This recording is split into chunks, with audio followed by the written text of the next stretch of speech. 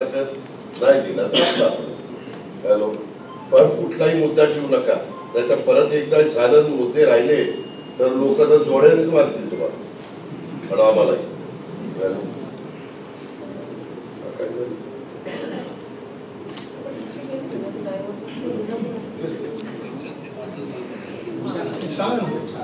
लक्षात माझ्या तुम्ही म्हटलं त्या सोयवाडीवर पलीकडच्या बाजूला MRF टायरचं आहे.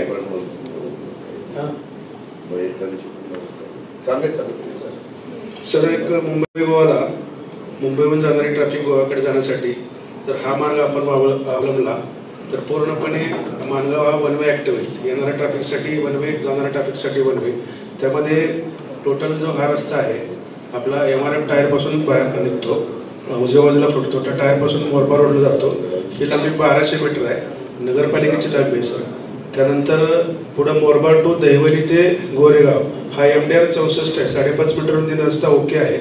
तो साधारणपणे 9 किलोमीटर लांबी आहे. आणि गोरेगाव ते लोणेरे हाचा रस्ता 10 मीटर रुंदीचा स्टेट हायवे आहे.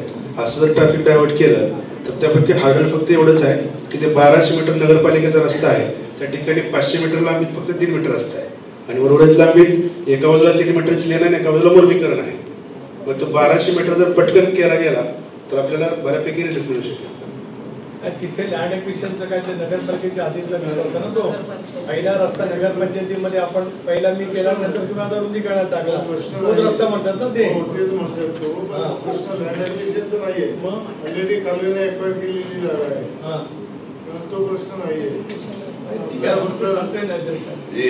आमच्या जलसंपदा विभागाच्या मालकीची जागा ती आम्हाला महसूल हँडओव्हर करावं लागेल. मग महसूल 15 मीटर जागा आहे ती एक्वायर केली. आणि दुसरा एक मुद्दा आहे दादा सांगू का, ते भाजपचा मुद्दा झाला तो दुसऱ्या पहिला तो उद्या मग सांगतो तो आणून भारत मस्कड पूल इकडा होऊ दे.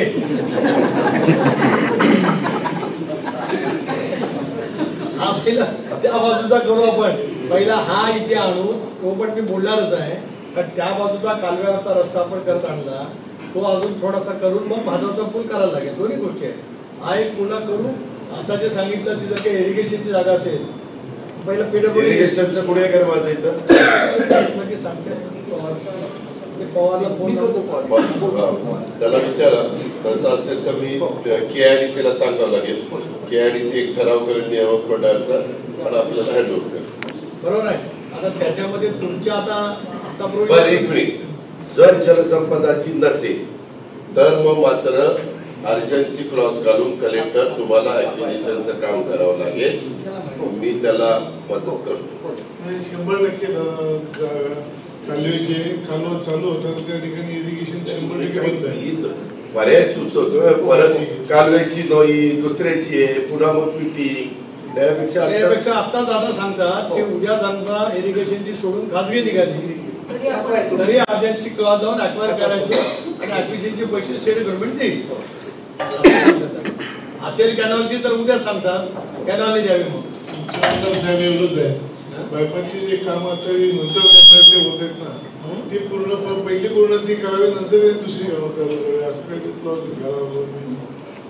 बायपास पहिला पूर्ण करावा असं त्यांचं. बायपास म्हणजे बायपासची जी कामं उशिरा आता बोलले की ही काम पूर्ण झाल्यानंतर त्यांच्यावर ऑर्डर देणार. तुम्ही मग मगापासून मी तेच म्हटलं त्या मॅडमना की अशी अट होती, मला सांगितलं असतं तर दिल्लीत आपण काहीतरी करू शकलो. आता त्या कॉन्ट्रॅक्टरने सांगितलं की तो 30 तारखेपर्यंत काम पूर्ण करतोय. आता सांगितलं म्हणजे त्याच्याकडे एवढ्याचं काम आहे त्याने. साहेब ते कॉन्ट्रॅक्टर सोडून चाललंय असं मला वाटतंय. कॉन्ट्रॅक्टर सोडून चाललंय असं वाटतं. त्याला काय झालं तो काम ते सोडून देते ते आणि ते नको ते कामं करते ते. तुम्ही आता उशिरा ऐकलं, दिल्लीच्या फायनान्स कमिटीच्या त्या मीटिंग मध्ये होऊन मिनिट झालं, त्याच्यावर मला जे बोलायचं ते मी मगाशी बोलून झालं. आता पुन्हा रिव्हर्स बॅक जाण्यात काय अर्थ नाही मीटिंगचा वेळ घेण्यात.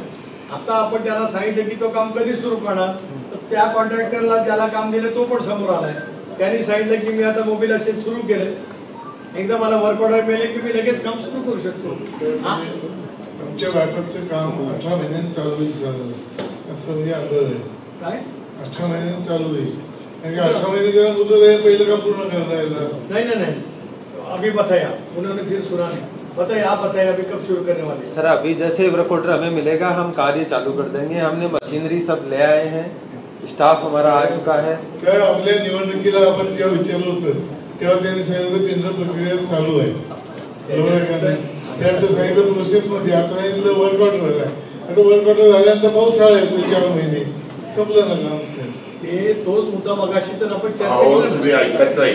मगाशी त्यांना मी हा प्रश्न विचारला, ते मी म्हणलं की इथं 125 इंच पाऊस पडतो, मग तुम्ही कसं उरकणार? ते म्हणले पावसाचे 4 महिने वाया गेले, तरी राहिलेले 8 महिन्यामध्ये मी माझं काम कव्हर करीन. ऐसा ही आपने मुझे जी कहा सर, ना? जी सर. वही तो बातें हुई ना उसके बारे में. आता राजू काय तो विषय झाला, तोपर्यंत वर्ष 2 वर्ष 1.5 वर्ष जाऊ शकतात. म्हणून आपण पर्याय मार्गाचा विचार केला. बायपास झाले तर ते पर्याय मार्ग आपल्यासाठी कायम स्वरूपाचे होऊ शकतात. जसं इंदापूरच्या तिथला विषय झाला, तोही विषय तुमचा जो विषय त्या बाजूचा आहे, म्हणजे मोरब्या रोडला मिळाला, तिथे इरिगेशनची जागा घ्यायची आणि सगळ्या रस्त्याच्यासाठी लागणारे पीडब्ल्यूडीने एस्टिमेट तयार करायचे. पीडब्ल्यूडी करायला नगरपालिका हो म्हणेल ना, म्हणजे आता काय विचारतो का नगरपालिका आल्या म्हणून? नाही प्रश्न नाही तो साहेब. आम्हाला काय म्हणणं आहे की दादा आले तर आता अरे सांगतो ना मी, परत कुठं नाही म्हणतो. त्या बाजूला किरकोळ कशाला मागणी करायची? एक तुम्ही आता बांबोली फाट्यापासून नांदेड तुम्ही ऐका, तुम्हाला सांगतो मी, त्या रस्त्याचा आता याने जो प्रस्ताव सांगितला ना, तुम्ही पीडब्ल्यूडी वाले आहेत ना, हायवे नॅशनल हायवे पीडब्ल्यूडी आहे, two different way. One is national highway authority with Ghotkar to नाही, एक सेलर म्हणजे आपले आपल्या. मग तुम्ही करा, कोणी करा, हे एस्टिमेट तुम्ही तयार करा, त्याला पैसे दादा देते. हा एक भाग झाला.